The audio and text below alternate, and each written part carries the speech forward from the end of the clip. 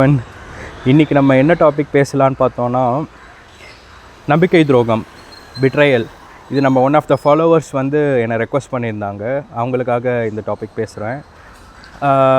நம்ம ஹிஸ்ட்ரி பார்த்தோன்னா, பல வருஷங்கள் முன்னாடி எவ்வளோ வருஷங்கள் எடுத்தாலும் நம்மளோட சங்க காலத்து கதைகளாக இருக்கட்டும், இப்போ நடக்கிற ப்ரெசன்ட் கதைகள்லையும் மண் பொண்ணு இந்த 2 விஷயங்களுக்காக தான் வந்து துரோகன்றது ரொம்ப நடந்திருக்கு.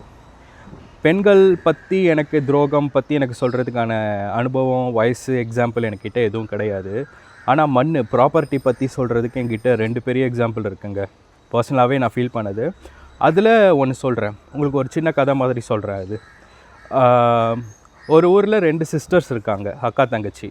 அந்த அக்கா தங்கச்சிக்கு பார்த்திங்கன்னா மொத்தம் ஒரு அப்பார்ட்மெண்ட் மாதிரி ஒரு செட்டப், ஒரு பிளாட் மாதிரி ஒரு வீட்டில் 3 வீடு அக்காவுக்கு, 3 வீடுக்கு தங்கச்சிக்குன்னு அந்த அம்மா சொல்கிறாங்க.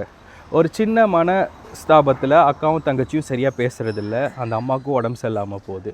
அந்த அம்மா கூட இருக்கிறது வந்து தங்கச்சி, அக்கா வந்து வெளியூரில் இருக்காங்க. ஸோ தங்கச்சிக்கு அம்மாவை பார்த்துக்கிறாங்க கடைசி காலத்தில். அந்த நேரத்தில் ஒரு நாள் அவங்க என்ன பண்ணுறாங்க, ஒரு மதிய நேரமாக பிளான் பண்ணி ஒரு 2 to 3, சிலர் நம்ம பொதுவாக சிலர் வந்து ரெஸ்ட் எடுக்கிற டைம் தானே, அந்த மாதிரி டைமாக பார்த்து அவங்க அம்மாவை கூட்டிகிட்டு போய் ரெஜிஸ்டர் ஆஃபீஸ் கூட்டிகிட்டு போய் அந்த 3 வீடை 6 வீடுமே அவங்க பேரில் எழுதி வாங்கிக்கிறாங்க.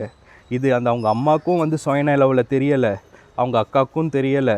தங்கச்சியும் வந்து இதை வந்து தனியாக அவங்களே சீக்ரெட்டாக வச்சுக்கிட்டாங்க. சில மாதங்கள் போகுது, அவங்க அம்மாவுக்கு உடம்பு சரியில்லாமல் போகுது. அந்த அம்மா இறந்தும் போயிடுறாங்க. அந்த அம்மா இறந்ததுக்கப்புறம் தான் தெரிய வருது, இந்த மாதிரி ப்ராப்பர்ட்டி ஸ்ப்ளிட்டில் 6 வீட்டில் வந்து 3 வீடு அக்காவுக்கு, 3 வீடு தங்கச்சிக்கு இல்லைங்க, 6 வீடுமே வந்து தங்கச்சிக்கு தான் அப்படின்னு. இதை தெரிஞ்ச அக்கா ரொம்ப மனவேதனை அடைஞ்சிடுறாங்க. அவங்களால நேராக போய் ஏன்னு கூட கேட்க முடியல, அவங்க சூழ்நிலை அப்படி.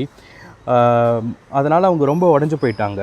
உடஞ்சி போனது மட்டும் இல்லாமல் மனசளவில் அவங்க ரொம்ப பாதிக்கவும் பட்டாங்க, அழுகிறாங்க, 4 பேர்கிட்ட சொல்கிறாங்க. எதுவுமே நடக்கலை. கோர்ட்டு கேஸ் 4 வருஷமாக நடந்துகிட்ருக்கு, இப்போ வரைக்கும் நடந்துகிட்ருக்கு. ஆனாலும் அவங்களுக்கு இப்போ வரைக்கும் ஒரு சொல்யூஷன் கிடைக்கல.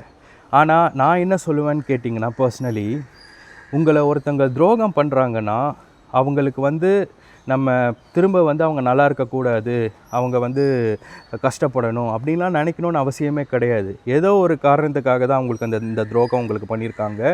நீங்களும் உங்கள் சின்ன வயசுலேருந்து உங்கள் ஆக்ஷன்ஸ்லாம் யோசிச்சு பாருங்கள். யாருக்குமே துரோகன்றது சும்மா நடக்கிறது இல்லை.